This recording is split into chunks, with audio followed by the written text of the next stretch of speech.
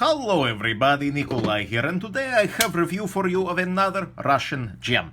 Is this here, the Shirogorov F95 Nudist in M390 steel.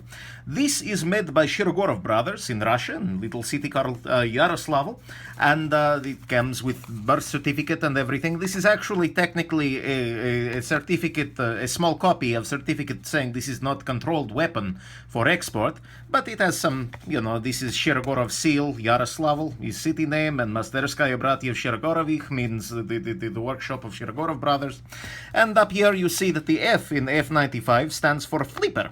Flipper 95. There you go. So that's what that is. Let's go on ahead and look at more details of the of this particular knife. Oh boy. Basically, this is a Hati. I reviewed the Shirogorov Hati earlier. Really nice knife, gem. But this one's on bearings and is full titanium. So, and this is also the nudist version of the F95. There were other versions with more texturing and whatnot, but this looked most appealing to me aesthetically, so I picked this guy up instead. And I picked this guy up after I got the Shirogorov NeOn, its little brother here, because this guy has really impressed the heck out of me. This is a shining gem, and I wanted to see what the big brother would look like.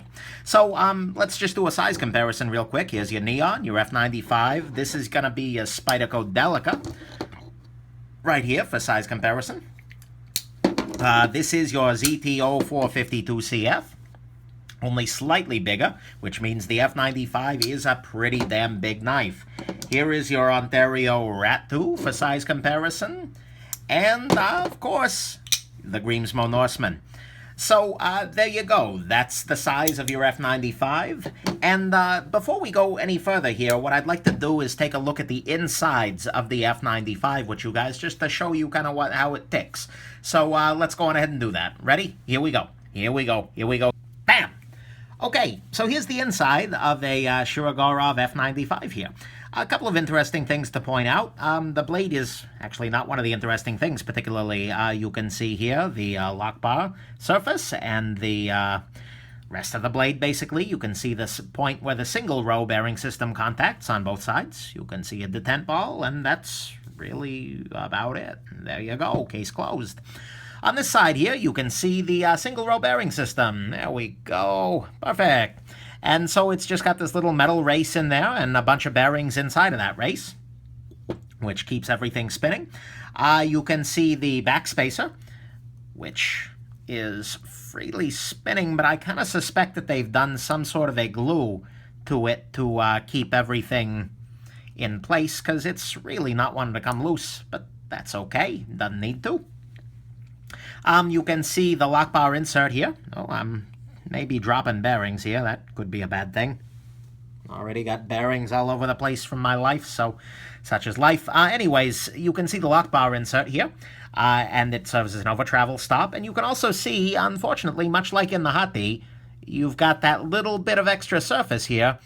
So the lock bar insert, and then the titanium presses up further.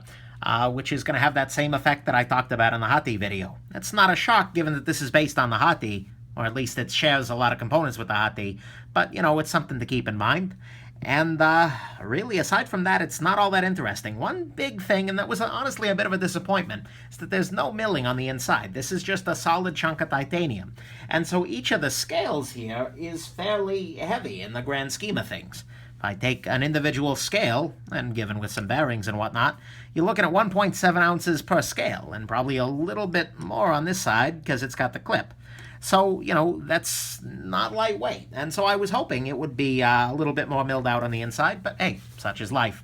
Let's go on ahead and reassemble the knife using a little bit more movie magic. Here we go. Here we go. Bam! Okay, so now let's go on ahead and jump into the good on your Shirogorov F95, now that we've seen the insides here. First and foremost, there's a lot of nice fit and finish issues here. I do like the fit and finish a lot, in that, it's got this nice milled clip, it's got some milling going on here, and all the surfaces that they've done, the back sides of the screws and everything, it's just, the parts they did do are very nicely done. The screws have a nice polish to the front of them. I mean, the fit and finish here is just quite good. And the milled clip particularly, I do like a lot. The shape of it is very nice. And there's a lot of good going on here. So that's nice. Another good thing here is the blade shape. I do like the blade shape a lot here as a practical functional cutting tool. You get some flat space, you get some belly up here. You also get a nice full flat grind on it, which makes this a really good slicer.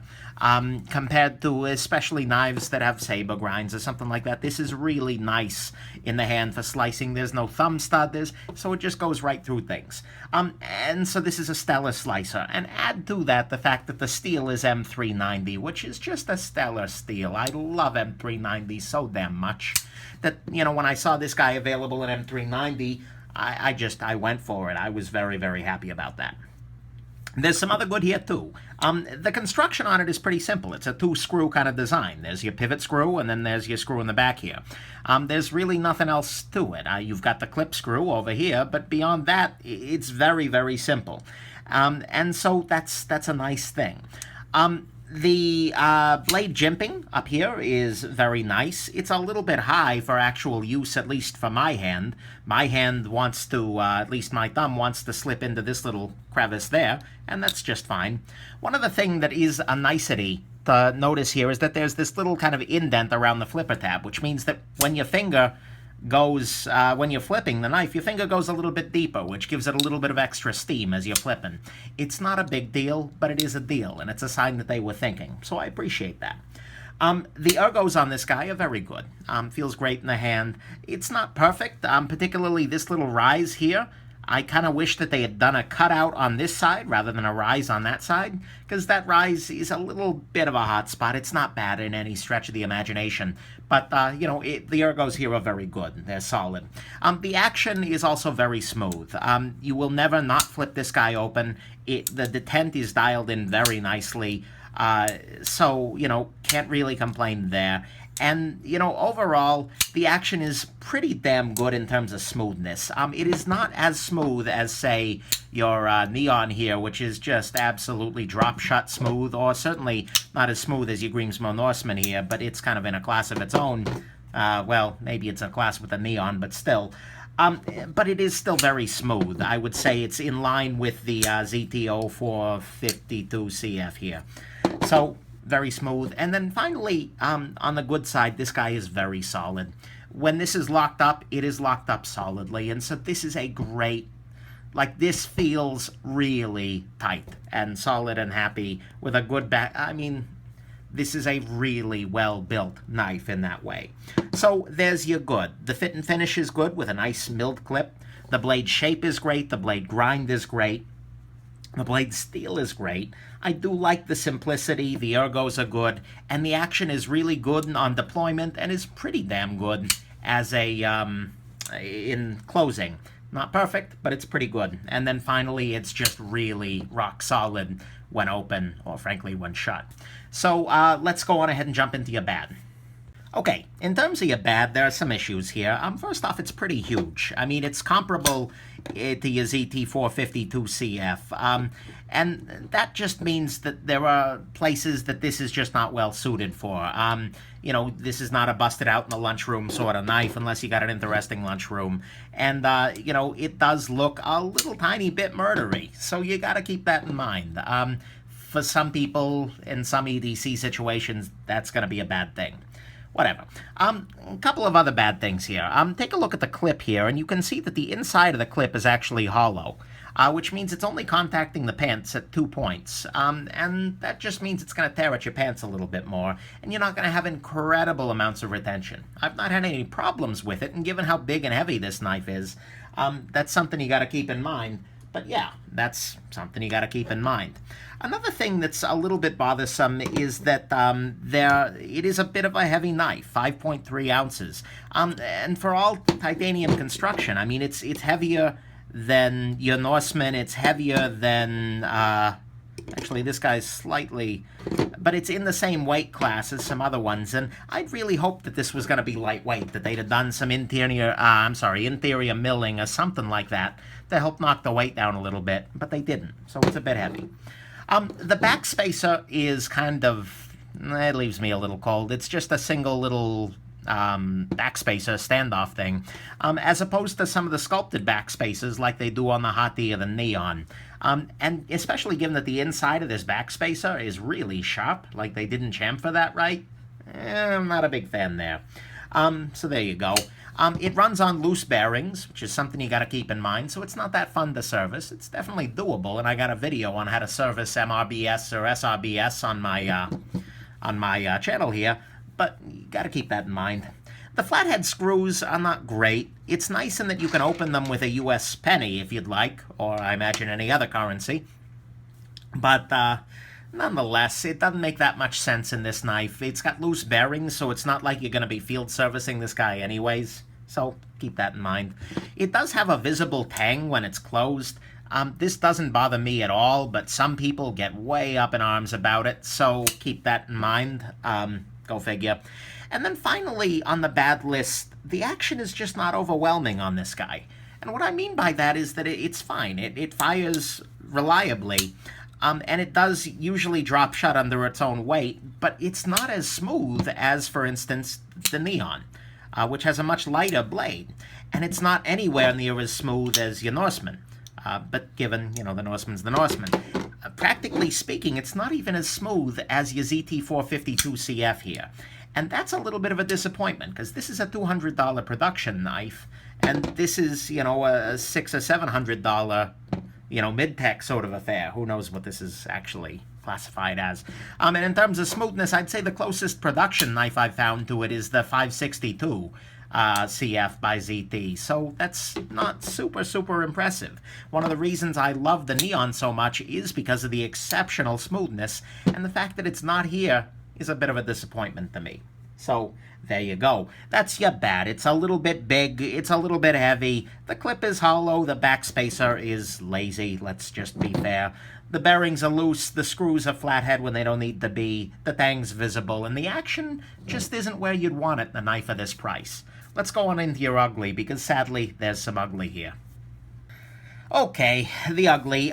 First, I dinged the Hati for this pretty badly, but if you take a look at the lock bar insert here, you can see that there's actually, I hope you can, there you go, you can see that there's actually a stair step where the insert is lower than the edge of the titanium. And that just means that this knife has a very limited service life. Once this insert wears away, the knife will no longer, there will be lock stick, because the lock bar cannot slide any further over along the tang of the blade. That's how a frame lock works, and that's how a frame lock ages. As there's more wear, the lock bar will slide further and further over, but on this that's prevented, and that's just ugly, and that's not needed, and I'm not a big fan of it. I don't think it's going to be a big issue, especially with the lock bar insert, and you can replace the lock bar insert if you can find the part. I just don't get why they did it that way. That seems to me to be a very bad choice. And so, sorry, I'm trying to show that off. I'm not a big fan of that as a choice. Next ugly thing is the price. Right now, these guys are going in the $700 range in the U.S. on the secondary market. They're very hard to find on the primary market, and secondary, they're in the $7s. And that's honestly high. And for reasons I'm going to go ahead and talk about in a bit here. So that's ugly, though. That's a lot of money. And whereas the NeOn, I think, in my mind, is 100% worth that high price, this guy, I don't see it.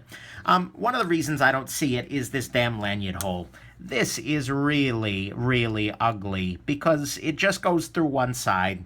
It's not that far away from the blade, although there's some meaningful gap, but still, it makes the knife a lot less attractive, and it's not necessary at all. Oh man, is it not necessary. You could just as easily have put the lanyard around your backspacer. You could have just as easily put in an actual backspacer with a lanyard hole. The Shirogorov hidden lanyard hole, like right here, is such a beautiful thing. The fact that they didn't do it here just bugs me.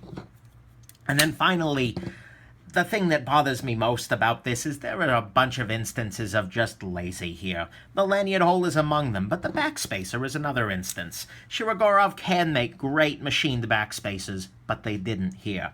They can mill out the insides of knives to make them lightweight, and this is a knife that really could have handled that. That could have been really lightweight if they'd done some interior milling, but again, they didn't.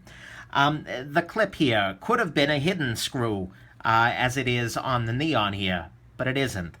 And the lock bar insert thing is just terribly, terribly lazy to me.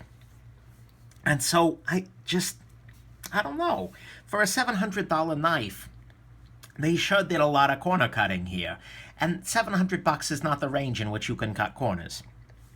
So, yeah, not that impressed by that. So that's your ugly. The lock bar insert gives this knife a bit of an expiration date if you can't find warranty parts. The price is really high. The lanyard hole is really ugly. And there's a whole bunch of laziness here where they could have done better and they just didn't. So what's the final verdict on this guy? So the final conclusion here is that this is a really good $400 knife, but they're charging $700 for it. I mean, and I say that because what is here is mostly good. I mean, the fit and finish is very good. The action is very good. It's really solid. The materials are great. There's a lot to love here. But if they're going to charge $700 for it, or if they're going to be selling for $700, they need to be doing better than this. It's what's missing here that's killing me. The fact that it's missing a real backspacer, that it's missing interior milling to reduce weight. It's just missing a whole bunch of stuff to make this a $700 knife, and yet they're still selling at that price. And I can think of two reasons for this. On one side, maybe there is a huge bubble going on for Shirogorov in the US, and elsewhere in the world for that matter. And that wouldn't shock me. I mean, Shirogorovs have been going up and up and up, and they're getting really popular because some of them, like the NeOn, are really incredible. So, you know, maybe that's the issue here. On the other side, maybe the Shirogorovs have kind of just realized that anything they put their little bear on is gonna sell, so they can just sell anything. And I hope that's not the case, because this just came across as really lazy from a company that with the Hati and with the NeOn here, I know can do excellent, excellent things. So either way, no matter what's going on here, at $700, this really misses the mark. And so until you can get these at a much lower price, I can't recommend this guy. If you want a really big Shirogorov, get the Hati. The action is just about as good on washers, which is even more impressive, and it's got things like interior milling and things like that. If you want a really excellent Shirogorov, go with your NeOn Light here, or your full custom NeOn for that matter. But the NeOn is an incredible knife. I love this every day that I carry it. But if you want an F95 right now, honestly, go buy a ZT452CF. You get a knife that's got a lot of the same features, a lot of the same weaknesses, weak backspaces and whatnot, and an action that's, I would say, slightly better than this guy, and the price is a third of what they're charging. More than that. So, less than that, actually. So, you know, that's kind of where I land. I really wanted to fall in love with this guy. I bought this guy. But alas, yeah, just missed the mark. Such is life. I hope this has been helpful and interesting to you, and God, I hope that this is not exemplary of where Shirogorov is heading, because, oh, how the mighty have fallen. I hope this has been interesting, and have yourselves an absolutely wonderful rest of your day.